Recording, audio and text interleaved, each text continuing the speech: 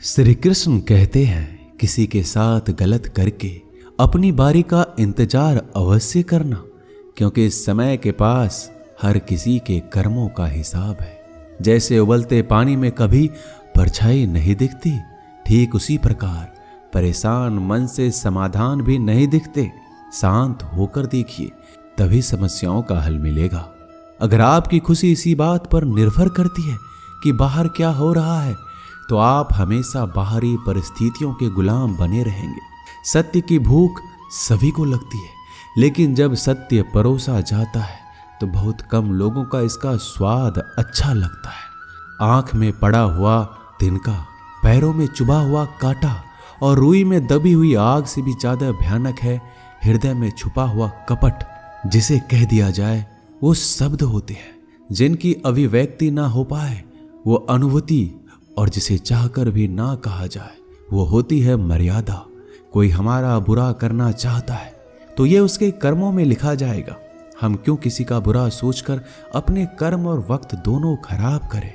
इस जीवन में कई घाव मिलेंगे, हमें घाव से ज्यादा उनके पीछे छिपी हुई सीख को याद करना है। किसी का दिल इतना भी मत दुखाओ कि उसके अंदर रहने वाला परमात्मा भी दुखी हो उठे। श्री कृष्ण कहते हैं, सरल व्यक्ति के साथ किया गया छल आपकी बर्बादी के सारे द्वार खोल देता है। चाहे आप कितने ही बड़े शतरंज के खिलाड़ी क्यों ना हो, झूठ, धोखा और बहाना आपको कुछ पल की खुशी देंगे, लेकिन इसकी कीमत आपको भविष्य में चुकानी ही पड़ेगी। इंसान के बर्बाद होने के 6 कारण: नींद, गुस्सा, डर, थकान, आलस और काम को टालने की आदत।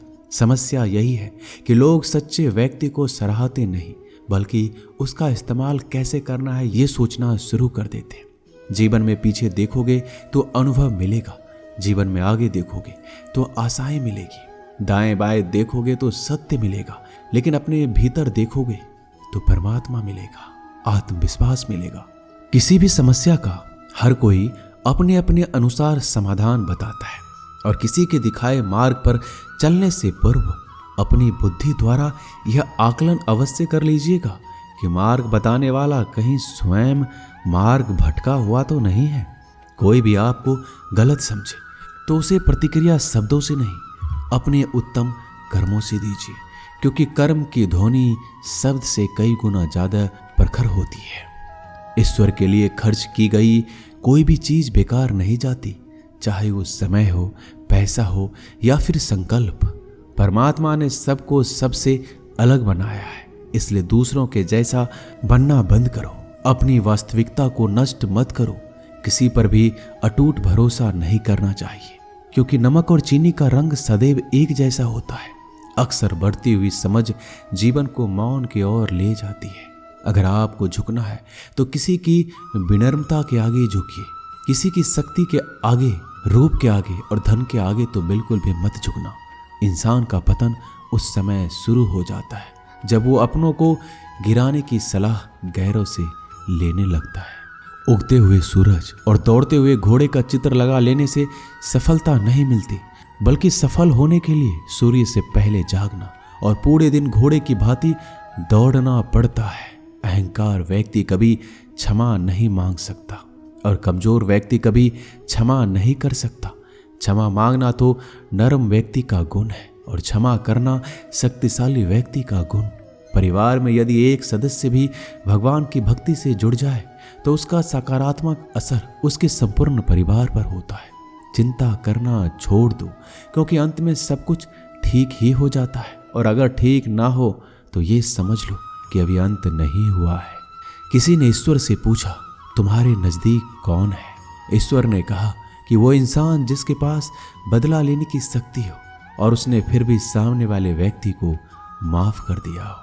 श्री कृष्ण कहते हैं, जो अपना ना हुआ उस पर कभी हक नहीं जताना, और जो समझ ना सके उसे कभी अपना दुख मत बताना। वो मूर्ख थे जो हमारा प्रेम ना समझ पाए, क्योंकि तुमने तो कई बार अपना हृदय तोड़ लिया, सिर्फ उन्हें प्रसन्न करने के लिए जो मन से शुद्ध और बैर भाव से मुक्त होता है। विपत्ति आने पर उसे किसी का साथ ना प्राप्त हो तो ईश्वर के साथ की शक्ति किसी न किसी रूप में उसके साथ अवश्य होती है। मुसीबत में फंस जाने पर मनुष्य को ग्रह दोष, वास्तु दोष, पितृदोष, शनि दोष, काल सर्प दोष सब दिखाई देने लगते हैं, केवल खुद का दोष दिखाई नहीं देता। भगवान ने गीता में लिखा है कि मन अंधा होता है, उसके पास अपना कोई ज्ञान नहीं होता, मन कुछ नहीं जानता और ना ही सही मार्गदर्शन करता है। इसलिए अपने अंधे मन की बातें मानकर जरूरी कामों को टालना बंद कीजिए। आप हमेशा अपनी बुद्धि से काम लीजिए, मन से नहीं, क्योंकि अंधा मन आपको हमेशा जरूरी कामों को करने से रोक देता है। जब आप बुद्धि के जरिए जरूरी कामों को करना शुरू कर देंगे तो धीरे धीरे आपका मन मित्र बनता चला जाएगा। लेकिन अभी आपका मन आपका दुश्मन बना हुआ है, जो आपको दिन प्रतिदिन बर्बाद कर रहा है। ईमानदारी और निष्ठा का संबंध कार्य से नहीं बल्कि उसके मकसद से है कि आप जो कर रहे हैं क्या वो किसी की भलाई के लिए है या किसी के निजी फायदे के लिए। दर्द का एहसास तब होता है जब खुद को ठोकर लगती है, वरना दूसरों को तो सिर्फ लहू ही नजर आता है। अक्सर सही वक्त पर कड़वे घूंट पीने बहुत जरूरी होते हैं, बाद में बस यादें आती है, वक्त नहीं। इसलिए जी लो हर एक लम्हा गुजर जाने से पहले। कुछ इस तरह से मैंने अपनी जिंदगी आसान बना ली, किसी को माफ कर दिया और किसी से माफी मांग ली।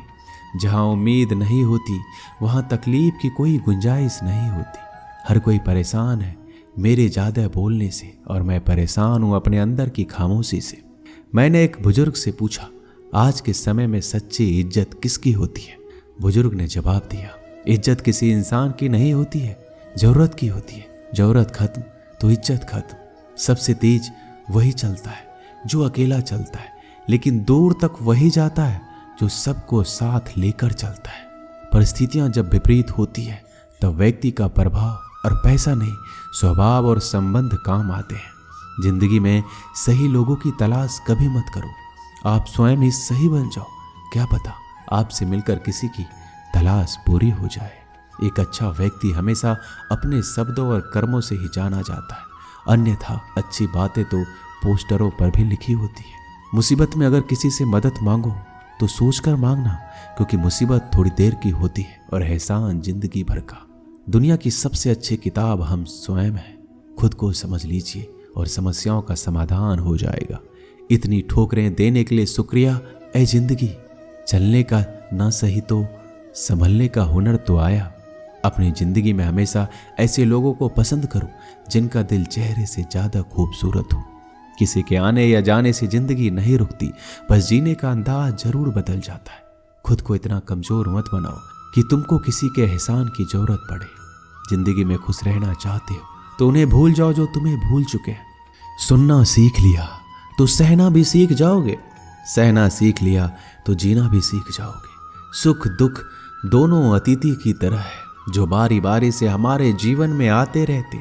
जिंदगी में रिस्क लेने से कभी मत डरो, या तो तुम जीत जाओगे या फिर हार भी गए तो कुछ सीख जाओगे। दोस्तों, आज की वीडियो में बस इतना ही। मिलते हैं अगले वीडियो में। अपना ख्याल रखिएगा। जय श्री कृष्ण।